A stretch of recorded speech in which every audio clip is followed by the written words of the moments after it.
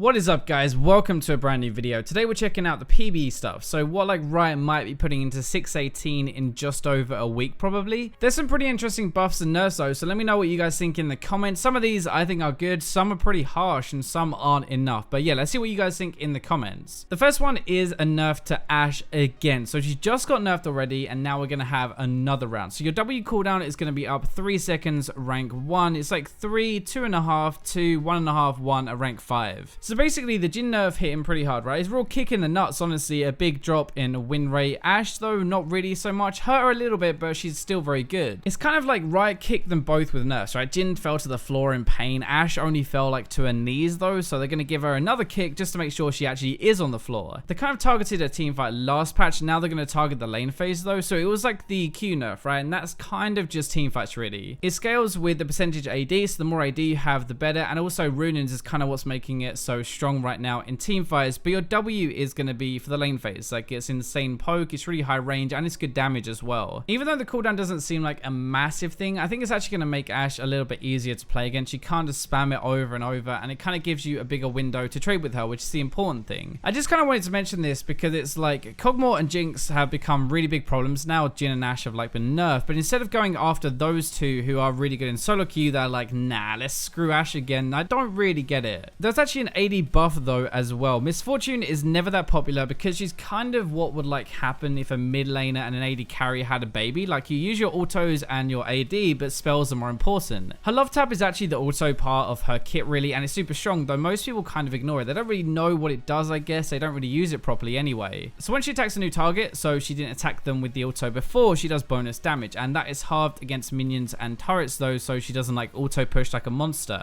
Well, now actually on the PB, it's no longer halved against turrets. So I think most of you guys are going to think the same way I am, and it's like, wow, tower first, but that is going to be so much better now. You could really cheese this. You could like max your E, you could get Thunderlords, you could push with LOVETAP really hard anyway, and then get those kind of cheeky autos with this as well. It's pretty crazy, to be honest. I don't think she even needs a buff. You're going to do this bonus damage to towers, you'll take them a lot quicker, and I actually think she's like a top 3 AD this patch anyway, at least like win rate wise, I guess. It's going to give her even more of like a snowball with this, and she already snowballs really hard. So those are the two AD buffs, and I'm not going to talk about the AD carry role anymore. I don't want to be having this nickname Firebot all the time, honestly. I'm going to cover loads of different roles. Okay, the first one is Lee Sin is getting another buff. You know what this means though, right? Like, if he's getting another buff when Lee Sin is like the most popular jungler anyway, he must be getting another skin. So at least we're going to be happy about that. Just a friendly little jab right there. So more lifesteal and spellvamp on his W, only 5%, but it's quite nice, especially with the extra shield buff that was a few patches ago, I think. Right now, there are actually a few really good Lee builds that are kind of destroying solo queue, and I was actually at League Fest like this weekend just gone with Gripex and Foxtrot as well, and we were chatting about a bunch of ways you can build him. It was kind of interesting actually. If you guys want a proper Lee Sin build video this week, then let me know and I'll talk to them both more and we'll work something out. Anyway, Lee I think is really good right now if you are good with him. It's a bit weird to buff him again really. Like, sure, he's not overpowered, but I guess my point is that he can be really strong if you're a beast with him, like either the tank build or the full damage one. The tank build is like so you're always relevant, I guess, and you have damage as well with Titanic, or you go like the full balls deep build that a lot are playing a high reload, just a hard carry. So Lee Sin is kind of the most popular jungler. YASUO is probably one of the most popular top laner. Oh, he's very popular. Okay, that didn't really work as well as I wanted it to, but YASUO is very popular. He's getting a nerf as well, some decent nerfs. There might actually be more to this as well. I've been stalking some Riot balance devs on Twitter. That sounds really creepy, but just like going through the timelines to see if they said anything about the buffs and nerfs, and they've been saying that there's more like they have as a backup if it's needed, and it might be as well. To be honest, YASUO has this rep for feeding a big time, right? At least when the champion is pretty strong, they have less chance of doing that, I think. It sounds really dumb, but seriously, just because he gets nerfed is not going to stop people playing him anyway. So if they keep him strong, at least there won't be a feeding YASUO on my team. So yeah, the attack speed per level is quite a bit down, like 2.5 from 3.2, and it's per level, remember, like it's going to add up over the game. Your base attack speed is up very slightly, and the ultimate might be the biggest change, I think. So it's the second part. It's not the damage part of it, it's the armor pen for 15 seconds, right? That's why you don't really build like a Last Whisper on him. Anyway, so right now the 50% armor penetration is going to be on all of his attacks and stuff, but now on the PB it's going to read just his crits gain 50% bonus armor pen. It's not everything anymore. I think this could be pretty massive. It seems like it anyway. Like in the lane phase, when you don't have much crit, you'll be doing a bunch of less damage. In teamfights, you might not feel it that much anyway, but in lane you definitely will, I think. And it's like, it's kind of good really, honestly. In my opinion, YASUO should work like Gangplank, like kind of high risk but high reward. He also has a 55% win rate at the moment in EU and North America together, which is is bloody busted. Like, that's worse than Lucian when he was overpowered. He does need a nerf. This, I think, is pretty big. Let me know how big you think this is, though, because on the outside, it seems a lot, but hands up, like, I'm not a YASUO main, so I don't know how it's going to feel in game. Okay, I got this one, though. From one pain in the ass in the lane phase to another, Talia is also getting nerfed, and in my opinion, this is a big thing. The biggest problem with Talia right now is she can push,